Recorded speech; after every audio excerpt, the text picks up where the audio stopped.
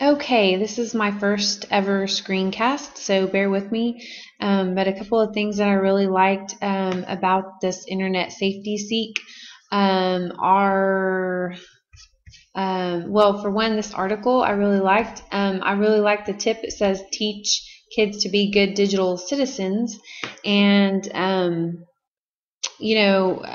Donna Hughes, who is the president of Enough is Enough, says that parents need to recognize that their kids are not immune and that they need to step in and do some cyber parenting, which I really like that quote. Also, over here, Katie Leclerc Greer says that we can't teach our kids how to drive a car if we ourselves don't know how to drive it, basically meaning, of course, that we need to know how to operate the internet and kind of how to set up parental controls, and educators need to be able to weed out harmful content and things like that.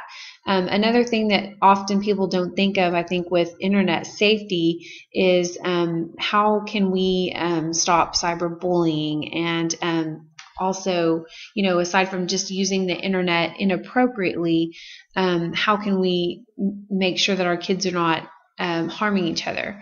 And this here says that 69% of teens say that most of their social networking experiences have been kind, but 88% of teens say that they have witnessed people being mean and cruel to another person on the sites.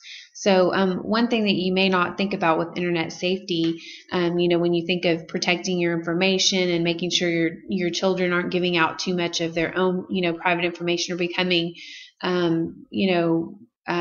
targets of online predators, is, we also have to keep in mind the cyberbullying aspect of it.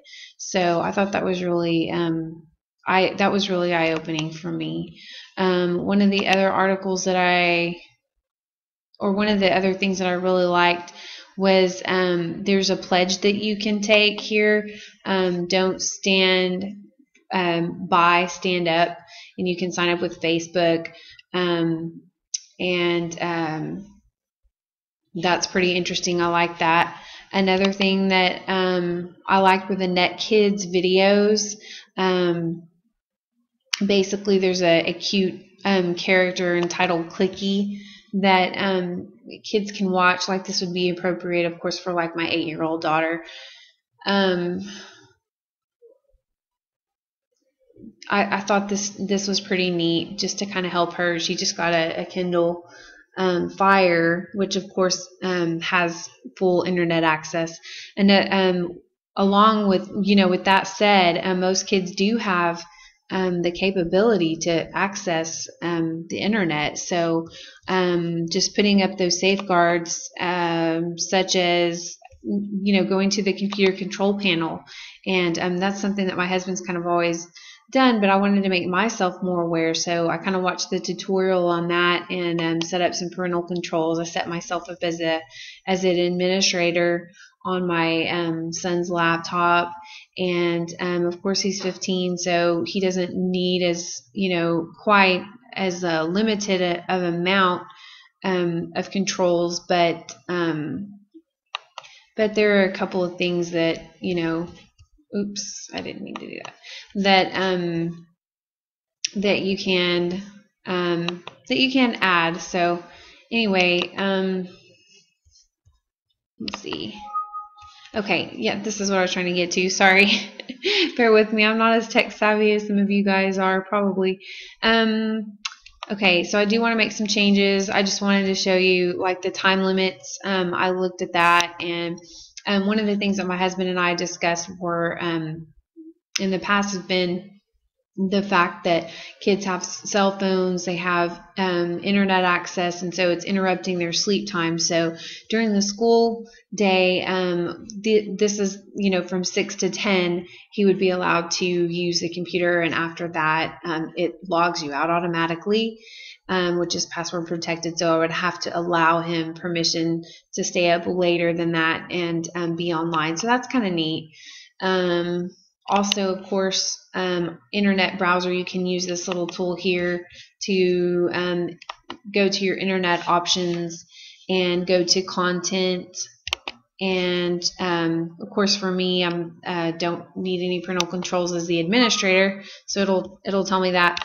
But you can set up some parental controls that way, as well as making sure that they're not able to access things, and even just accidentally getting a hold of something that you don't want them to see. So I definitely plan on incorporating these videos just to help my daughter, because she is younger, make sure that she's not giving away her personal information and that kind of thing online. So I found this Seek particularly interesting as a parent. I spent a lot of time kind of looking at everything and making sure that our own computers were, there's some more information here, just kind of making sure that we were up to par with making sure that we're able to, that we have the parental controls that we need and things like that. One of the ones that I like that I might actually try to use is I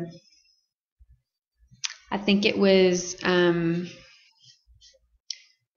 I might have already closed it, but I think one of the ones that I want to use is that Code Blue. I might try that one, just because some of the ones with Internet Explorer are a little bit too much for my 15-year-old. They kind of tend to be a little bit overprotective, and I don't want to frustrate him. I just want to protect him from anything harmful. So anyway, I watched this tutorial that helped me a lot, and yeah, that was pretty much it. Like I said, I did spend quite a bit of time just reading everything, learning about cyberbullying, learning about ways as a teacher that I can prevent it. I think in one of the articles that I spoke on quite a bit in my journal, I talked about how with the screening out cyberbullies, remedies for victims on the internet, it's kind of sad that administrators or school officials don't really have a lot of control over.